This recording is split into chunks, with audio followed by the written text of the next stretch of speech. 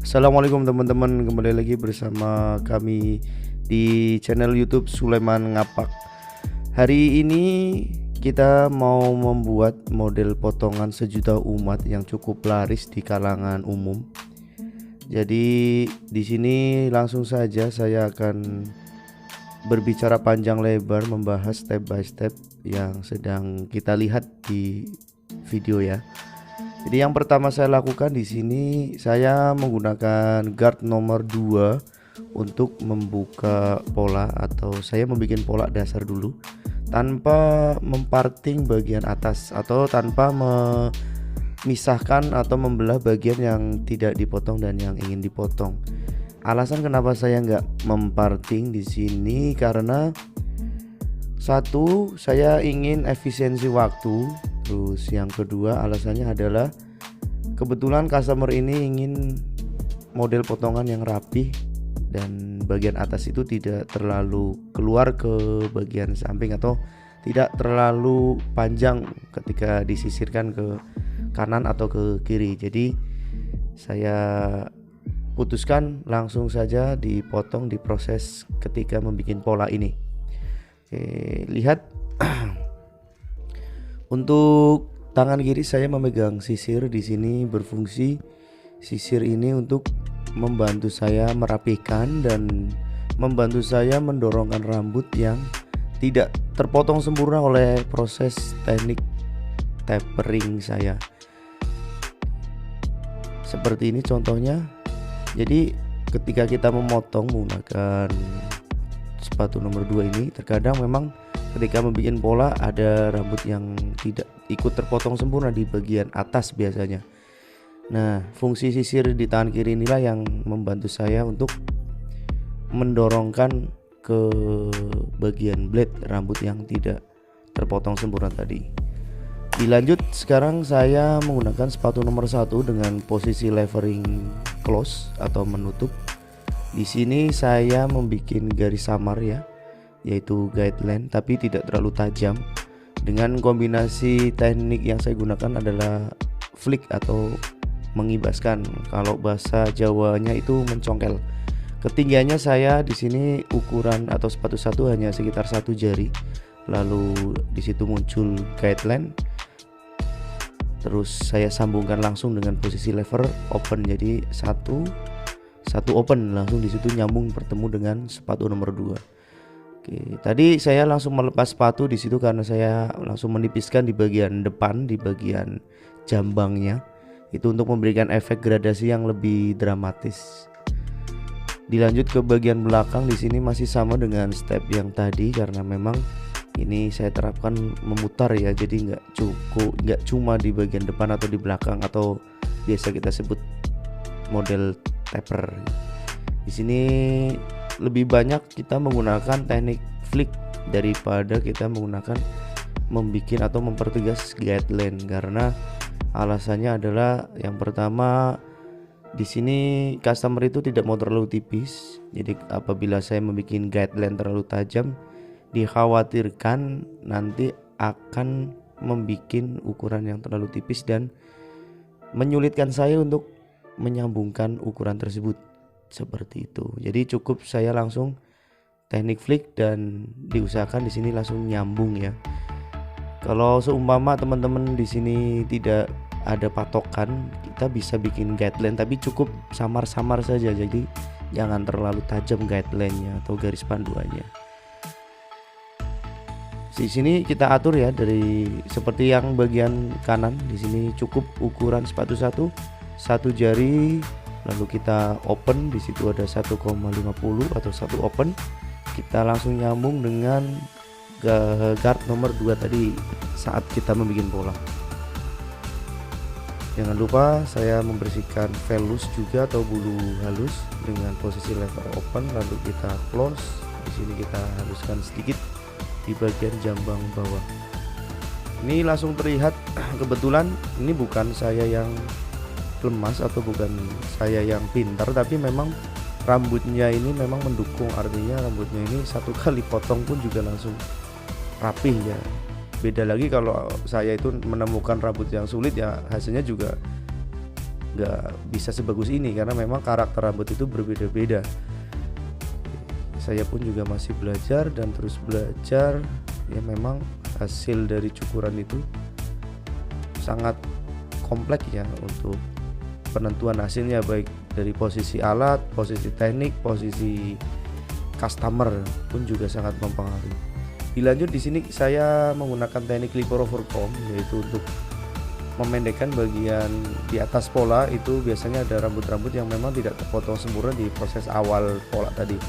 Dilanjut di sini saya memendekkan atau menggunakan di teknik clipper overcomb di bagian atas. Ini lebih fokus saya memendekkan, jadi saya hanya lebih fokus memendekkan, bukan membuat pola graduasi.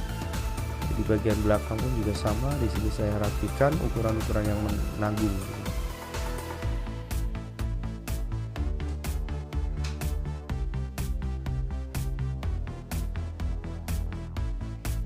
Oke, lanjut kita semprot di bagian atas karena kita cek. Di sini kita cek apakah ada rambut atau ada posisi yang memang perlu kita rapikan lagi, terutama di bagian top area yang memang belum kita full garap ya. Oke, di sini saya melakukan improvement atau saya melakukan improvisasi di bagian samping di proses di awal belahan di sini. Nah, di sini customer meminta dia dipotong saja, jadi tidak ada tumbukan rambut di bagian samping di sini. Jadi saya potong dan saya sambungkan dengan gradasi bagian samping. Jadi di situ secara garis besar tidak ada tumpukan rambut yang menonjol. Jadi di situ satu gradasi. Oke, di sini cukup cukup harus berani karena memang customer ini rambutnya tipikalnya itu berdiri atau jigrak. Jadi biasanya dengan karakter rambut seperti ini, customer pasti sedikit risih apabila dia sudah panjang ya untuk bagian situ. Ada juga yang memang teman-teman dari mungkin yang sudah berpengalaman atau bahkan yang sudah mencukur puluhan tahun ini ngomong bahwa untuk bagian situ tuh jangan dipotong gitu. Jadi potong atau tidaknya itu sebenarnya itu dikembalikan ke customer dan kita sendiri ya, untuk tukang cukur yang harus mengedukasi atau memberi arahan. Memang apabila kalau kita potong bagian samping di situ tadi, itu pasti akan hasilnya jigrak ya, karena dipotong efeknya akan pendek dan akhirnya rambut bertipikal jigrak dia pasti akan jigrak pasti gitu kan. Tapi kembali lagi ke request customer ya, customer itu memang dari awal datang dia memang nggak mau rambut di situ itu terlalu tebal atau panjang ya. Karena customer itu nggak nyaman di situ. Ya kita harus ikutin juga, jadi jangan terlalu egois. Apabila saya egois, saya biarkan dia di situ pasti nggak bagus juga sih, karena akan menumpuk dan seperti jamur ya. Langsung bagian atas saya menggunakan scissor cut atau gunting pemotong dengan arah section horizontal. Jadi saya cukup yang standar saja, tidak terlalu detail karena memang di sini fokus membuat pemendekan saja, bukan fokus membuat graduasi. Bagian belakang pun juga sama, kita pendeki dengan section vertikal dengan sudut derajat agak sedikit kita tarik keluar. Di sini ada sedikit rambut yang terlalu panjang, saya menggunakan scissor overcomb untuk memendekkan. Terus di sini ternyata masih ada bagian-bagian yang memang butuh di overcomb. Kenapa kok nggak pakai gunting? Karena kalau pakai gunting tadi menurut saya itu nggak tegas tajam, atau nggak garis dari potongan itu nggak tajam. Jadi kalau pakai clipper itu karakter potongannya itu dia lebih tajam dan lebih presisi ya dibandingkan dengan gunting. Kalau gunting itu pengambilannya ya sedang, kalau yang ini cukup bisa kita ambil banyak dan hasil karakternya pun juga tegas. Di sini kita lanjut dengan perbaikan kecil, kita cross check di bagian gradasi.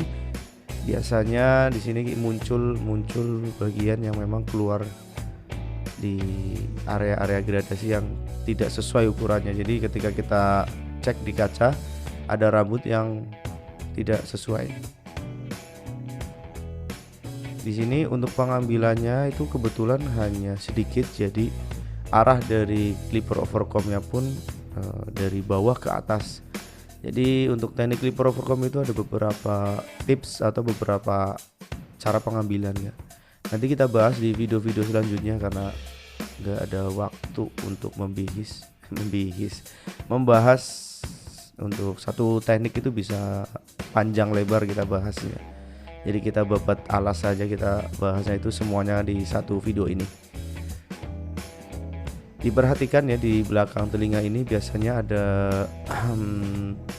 rambut yang menonjol. Nih di sini kalau kita lihat secara langsung biasanya rapih ya. Tapi kalau kita dicek di kaca itu biasanya kita tengokkan ke kanan atau ke kiri itu akan ada lekukan atau rambut yang enggak rapi ya biasanya di situ. Selanjutnya langsung saya bikin outline atau saya mempertajam garis trim atau garis alami rambut. Di sini customer tidak menginginkan menggunakan razor, jadi saya cukup menggunakan detailer. Di sini mempermudah saya malah, jadi nggak terlalu repot. Oke, saya menggunakan ujung kiri atau ujung kanan mata detailer atau blade trimmer atau detailer. Ini untuk ruang-ruang kerja sempit.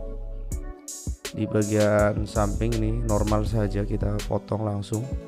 Tipsnya adalah untuk di sini adalah untuk pengulangan terus menerus ya, artinya apabila garis itu kurang tajam kita ulangi lagi terus menerus.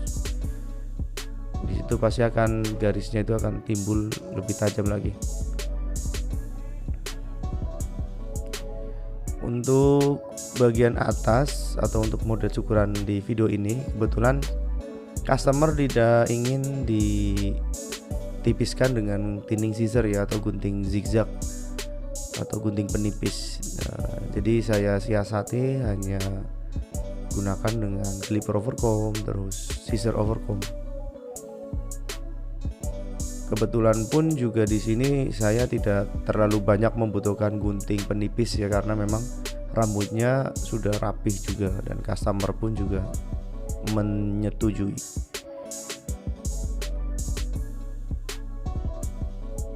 Oke, di bagian sini ternyata saya lihat ada beberapa tumbukan yang memang memberikan efek agak sedikit tebal di bagian depan.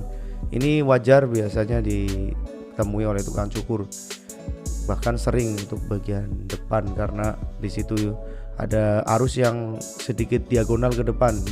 Kebetulan awal tadi kita motongnya hanya dari bawah ke atas, tidak berlawanan arus rambut. Jadi pasti ada sedikit tumbukan rambut yang memang terlihat di akhir dan kita harus merapikannya. Kita kasih tunjuk untuk bagian belakang, dia mengiyakan dan selesai. Dan inilah hasil akhir dari potongan sejuta umat, tidak terlalu tipis, tidak terlalu tebal. Di sini gradasinya saya masukkan di kategori sedang.